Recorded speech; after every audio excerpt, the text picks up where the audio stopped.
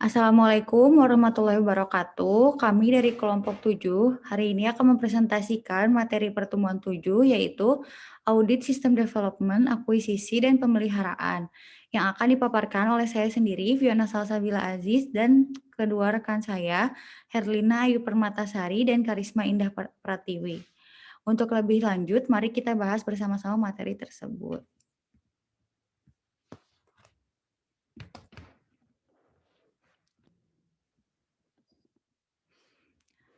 Sistem development, akuisisi, dan pemeliharaan merupakan kontrol untuk identifikasi dan spesifikasi persyaratan keamanan informasi, mengamankan layanan aplikasi dalam proses pengembangan dan dukungan.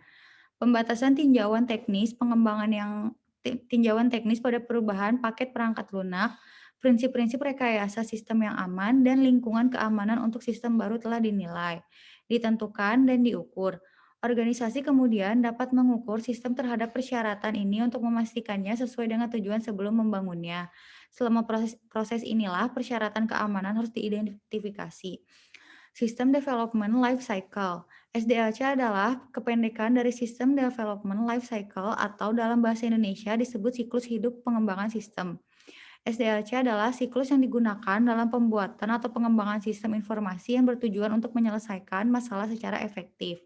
Dalam pengertian lain, SDLC adalah tahapan kerja yang bertujuan untuk menghasilkan sistem berkualitas tinggi yang sesuai dengan keinginan pelanggan atau tujuan dibuatnya sistem tersebut. SDLC menjadi kerangka yang berisi langkah-langkah yang harus dilakukan untuk memproses pengembangan suatu perangkat lunak. Sistem ini berisi rencana lengkap untuk mengembangkan, memelihara, dan menggantikan perangkat lunak tertentu.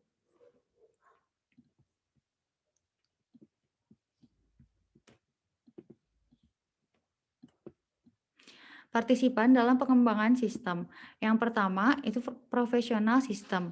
Analis, teknisi sistem dan programmer merupakan orang-orang yang membangun sistem dengan cara mengumpulkan fakta-fakta yang telah ada mengenai masalah dalam sistem, melakukan analisis atas fakta tersebut dan merumuskan solusi untuk mengatasi masalah tersebut, maka terbentuklah sistem baru. Yang kedua, pengguna akhir atau end user merupakan para pihak pengguna sistem yang dibangun di mana diantaranya adalah para manajer, personal operasional, akuntan, dan auditor internal.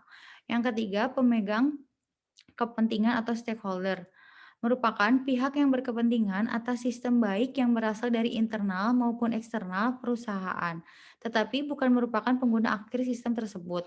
Pihak tersebut diantaranya adalah akuntan, internal dan eksternal auditor, serta komite pengarah internal yang mengawasi pengembangan sistem. Yang keempat, akuntan atau auditor merupakan profesional yang menangani berbagai isu pengendalian, akuntansi, dan audit untuk pengembangan sistem. Namun, keterlibatan auditor internal dibatasi dalam beberapa hal dan melarang keterlibatan langsung auditor eksternal di mana hal ini diatur dalam standar dan etika profesional dalam menjaga independensi auditor. Peran akuntan dan auditor dalam sistem development life cycle. Alasan auditor dan akuntan dilibatkan dalam proses SDLC adalah sebagai berikut. Pembuatan sistem informasi berkaitan dengan transaksi keuangan yang signifikan, karena akuntan dan auditor memiliki latar belakang, pengalaman, dan pelatihan di bidang transaksi keuangan, sehingga dapat memberikan input yang sangat penting pada sistem berkaitan dengan pengendalian, integritas, ketepatan waktu, dan sejumlah aspek penting lainnya dalam transaksi keuangan.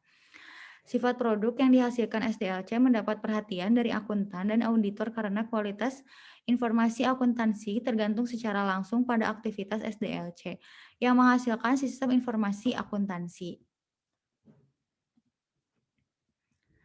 Para akuntan dilibatkan dalam pengembangan sistem melalui akuntan sebagai pengguna atau user. Semua sistem yang memproses transaksi keuangan akan berdampak pada fungsi akuntansi dalam hal tertentu, sehingga akuntan harus memberikan gambaran yang jelas mengenai berbagai masalah dan kebutuhan kepada profesional akuntan. Akuntan berpartisipasi sebagai anggota tim pengembangan sistem. Akuntan dapat dijadikan rujukan untuk memberikan saran atau untuk menentukan apakah sistem yang diusulkan memiliki resiko pengendalian internal, di mana tingkat partisipasi auditor dibatasi oleh isu independensi dalam standar dan etika profesinya. Akuntan sebagai auditor. Sistem informasi akuntansi harus dapat diaudit sehingga akuntan dan auditor memiliki kepentingan terhadap semua sistem. sehingga mereka harus dilibatkan dari awal dalam tahap desain, terutama yang berkaitan dengan dapat tidaknya sistem diaudit, keamanan, dan pengendalian.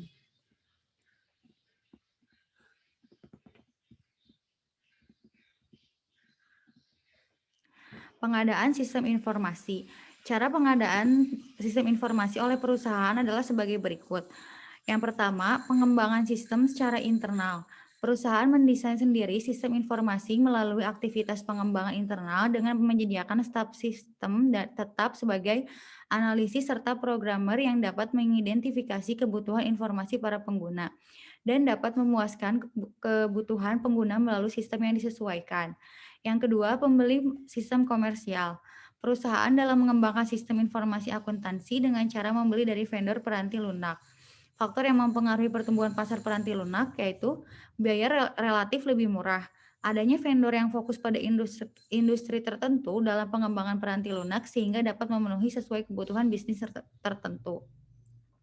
Pertumbuhan permintaan dari bisnis yang terlalu kecil ukurannya untuk mampu memiliki staf pengembangan sistem internal.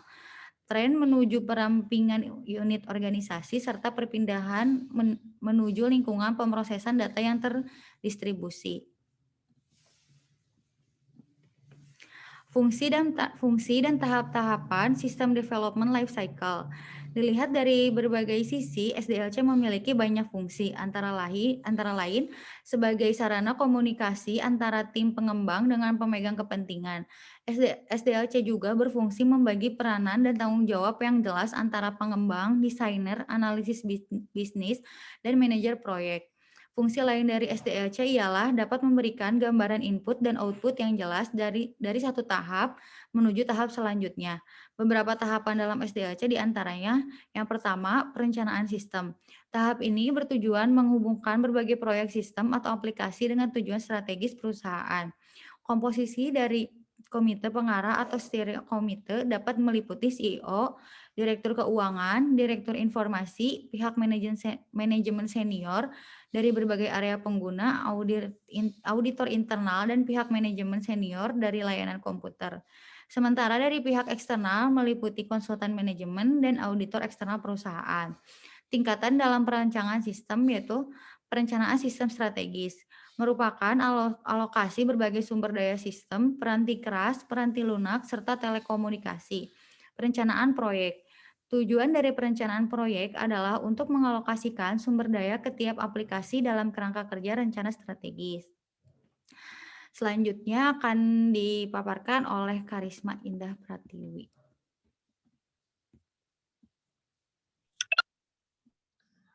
Yang kedua ada analisis sistem. Pada tahap ini, sistem akan dianalisis bagaimana akan dijalankan nantinya. Hasil analisis berupa kelebihan dan kekurangan sistem, fungsi sistem, hingga pembaharuan yang dapat diterapkan. Analisis sistem adalah tahap di mana dilakukan beberapa aktivitas berikut. Yang pertama, melakukan studi literatur untuk menemukan kasus yang bisa ditangani oleh sistem.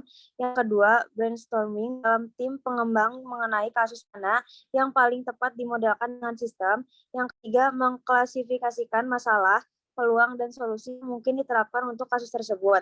Yang keempat, analisis kebutuhan pada sistem dan membuat batasan-batasan sistem.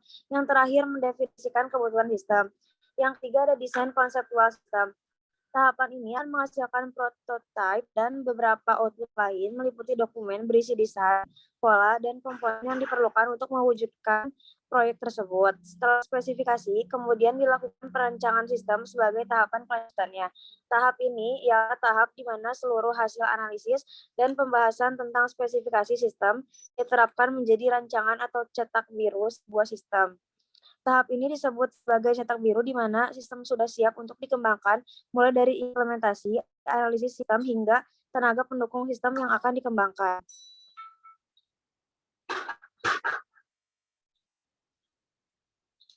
Pada tahap ini, fitur dan operasi-operasi pada sistem dideskripsikan secara detail. Aktivitas-aktivitas yang dilakukan adalah yang pertama, menganalisa interaksi objek dan fungsi pada sistem. Yang kedua, menganalisa data dan membuat skema database. Yang ketiga, merancang user interface. Pendekatan untuk desain konseptual sistem. Yang pertama, pendekatan desain terstruktur atau struktur design. Cara mendesain sistem dari atas ke bawah sesuai dengan gambar di bawah. Yang kedua, pendekatan berorientasi objek oriented design atau OOD.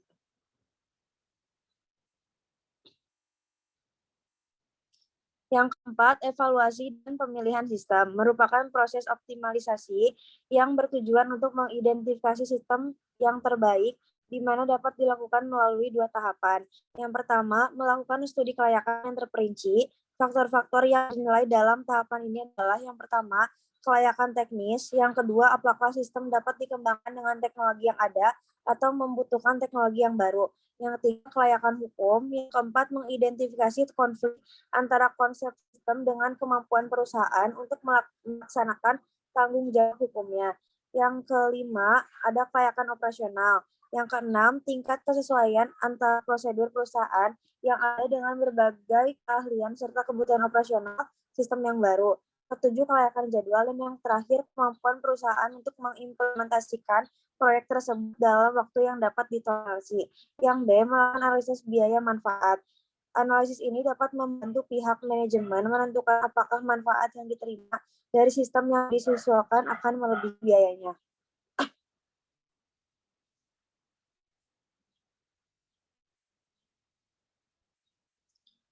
Peran auditor dalam evaluasi dan pemilihan. Auditor harus memastikan, yang pertama, hanya biaya yang dapat dihindari yang digunakan dalam perhitungan manfaat dari penghematan biaya.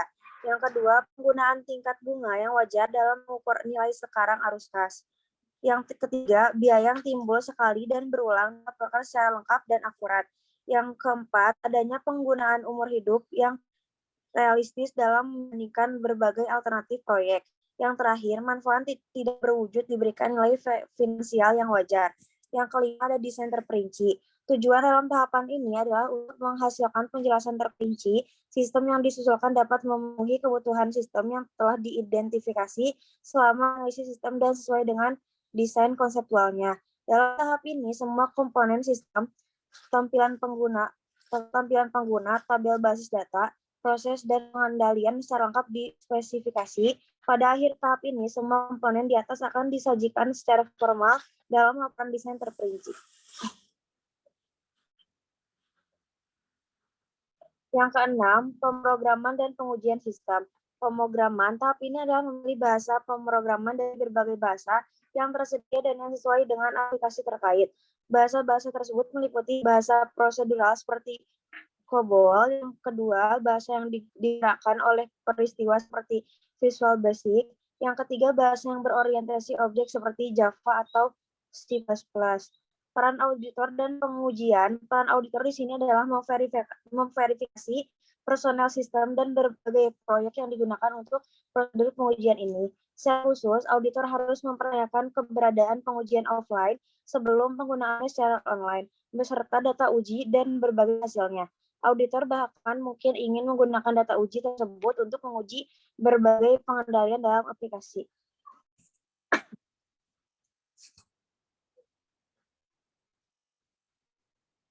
Yang ketujuh, implementasi sistem. Di dalam tahap ini, dalam proses pengembangan sistem, struktur basis data akan dibuat dan diisi dengan data, perlengkapan akan dibeli dan diinstal. Proses implementasi tersebut melibatkan berbagai usaha dan dari para desainer, programmer, administrator basis data, dan pengguna dan akuntan. Yang pertama, menguji keseluruhan sistem. Ketika semua modul telah dikodekan dan diuji, maka modul-modul tersebut harus disatukan dan diuji sebagai suatu kesatuan. Personel pengguna harus mengarahkan pengujian keseluruhan sistem sebagai pendahuluan dari implementasi sistem secara formal. Prosedur ini melibatkan penggunaan sistem untuk memproses data fiktif. Output dari sistem ini akan direkonsiliasikan dengan hasil yang telah diciptakan. Data uji tersebut didokumentasikan sebagai bukti kinerja sistem terkait. Dokumen ini adalah pernyataan eksplisit oleh pengguna bahwa sistem yang dipelajari tersebut memenuhi berbagai kebutuhan yang dinyatakan sebelumnya. Yang B, mendokumentasikan sistem. Dokumentasi atau documentation sistem memberi auditor informasi mendasar mengenai bagaimana sistem bekerja. Kebutuhan dokumentasi untuk tiap kelompok yaitu desainer dan programmer sistem, operator komputer, dan pengguna akhir adalah yang paling penting. Dokumentasi desainer dan programmer. Desainer dan programmer membutuhkan dokumentasi untuk melakukan debug atau kesalahan dan melakukan pemeliharaan sistem. Dokumentasi operator. Operator komputer menggunakan dokumentasi yang disebut sebagai petunjuk pengoperasian run manual yang menjelaskan cara untuk menjelaskan sistem. Dokumentasi pengguna. Para pengguna membutuhkan dokumentasi yang menjelaskan cara untuk menggunakan sistem. Untuk materi selanjutnya akan dijelaskan oleh Herlina.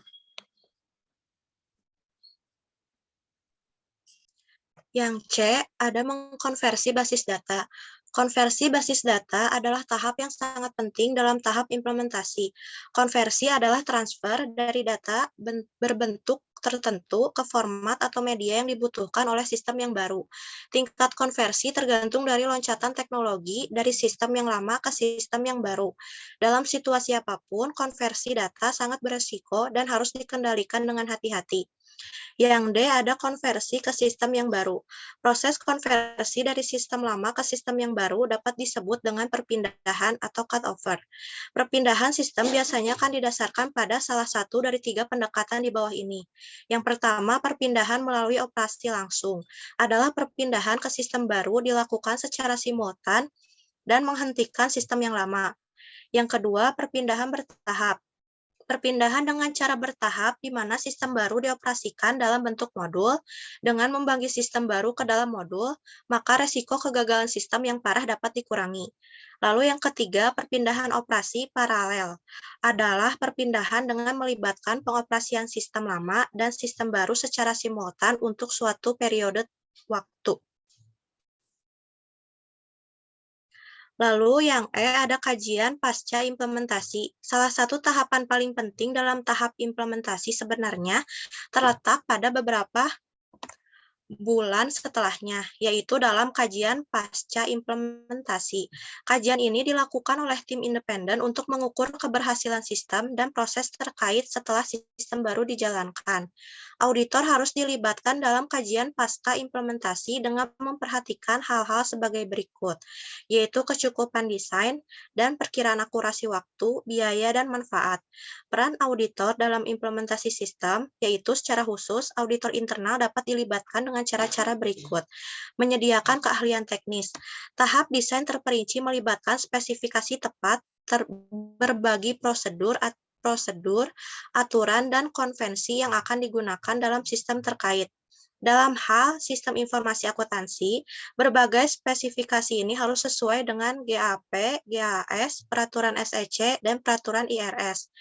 Mengspesifikasikan standar dokumentasi. Dalam tahap implementasi, auditor memainkan peran penting dalam menspesifikasi dokumentasi sistem. Auditor harus aktif mendorong kepatuhan dengan berbagai standar dokumentasi yang berlaku. Lalu memverifikasi kecukupan pengendalian. Karena adanya berbagai peraturan dan persyaratan untuk mengevaluasi pengendalian internal secara tahunan dan adanya evaluasi untuk berbagai hal tersebut, maka auditor terlibat dalam pengawasan dan pengendalian dalam tahap desain terperinci dan implementasi. Bagi auditor eksternal, auditor eksternal harus memperhatikan pengembangan dan implementasi sistem dan kaitannya dengan pengendalian. Akurasi dan integritas sistem informasi harus diperhatikan karena secara langsung mempengaruhi akurasi data keuangan klien. Lalu pemeliharaan sistem. Ketika sistem telah diimplementasikan, siklus akan masuk ke tahap siklus pemeliharaan. Pemeliharaan sistem atau sistem maintenance melibatkan perubahan sistem untuk mengakomodasi perubahan dalam kebutuhan pengguna. Yang pertama, mengendalikan dan mengaudit SDLC. Proses pengembangan dan pemeliharaan sistem adalah hal yang umum dalam semua aplikasi. Jika auditor dapat memverifikasi bahwa berbagai proses ini dikendalikan secara efektif, maka auditor dapat membatasi keluasan pengujian. Akan tetapi, jika bukti audit menunjukkan pengendalian SDLC lemah dan tidak konsisten aplikasinya, maka pengujian aplikasi dan substantif tidak dapat dikurangi. Lalu bisa mengendalikan pengembangan sistem baru dengan melakukan 6 aktivitas yang dapat dikendalikan yang berhubungan dengan otorisasi, pengembangan, dan implementasi sistem. Yang pertama ada aktivitas otorisasi sistem, yaitu semua sistem harus diotorisasi dengan benar untuk memastikan justifikasi ekonomi dan kelayakannya.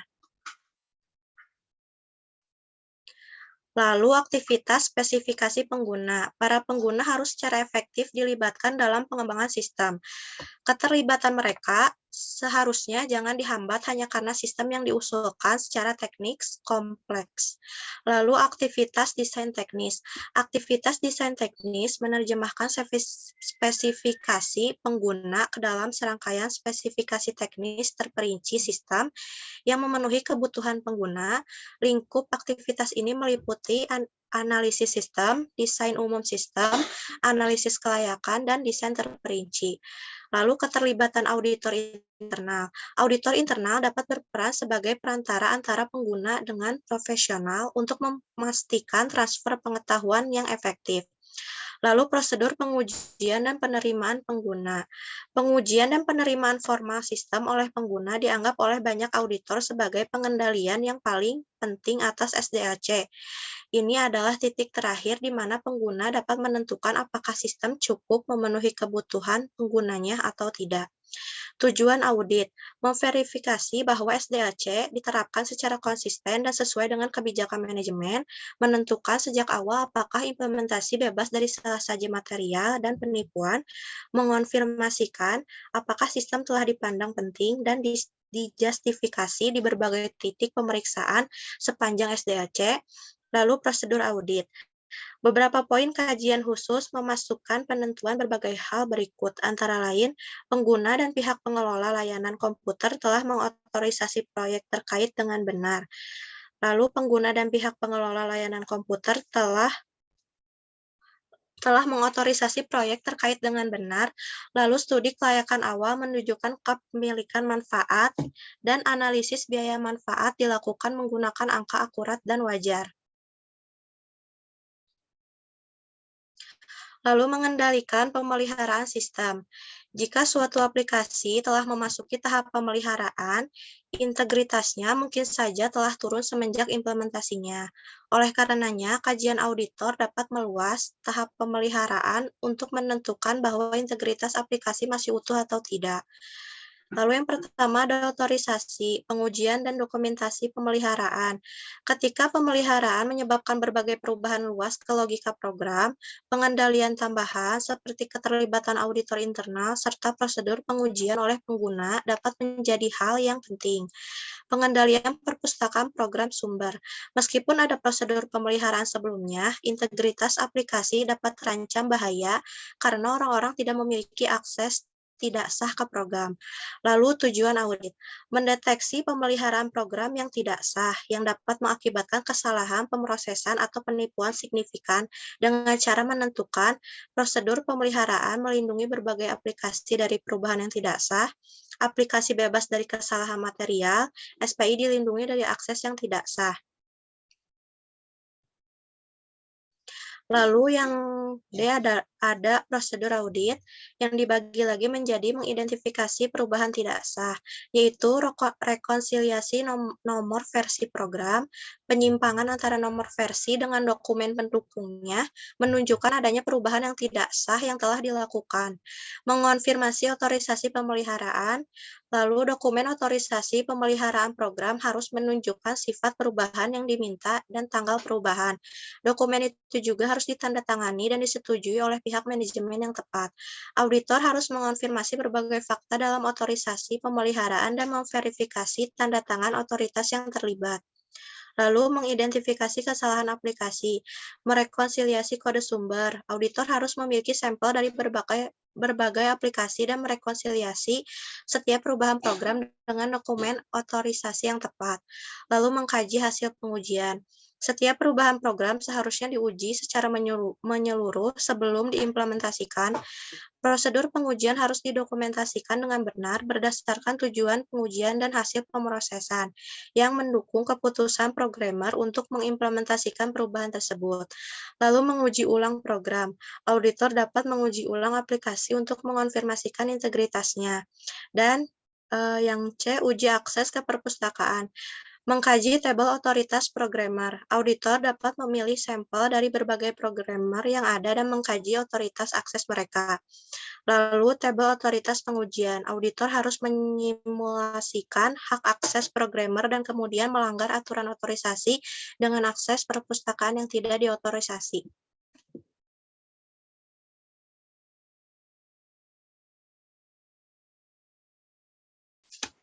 Baik, cukup sekian materi pertemuan 7 tentang audit sistem development, akuisisi, dan pemeliharaan dari kelompok 7. Mohon maaf bila ada kekurangan dan salah kata. Wassalamualaikum warahmatullahi wabarakatuh.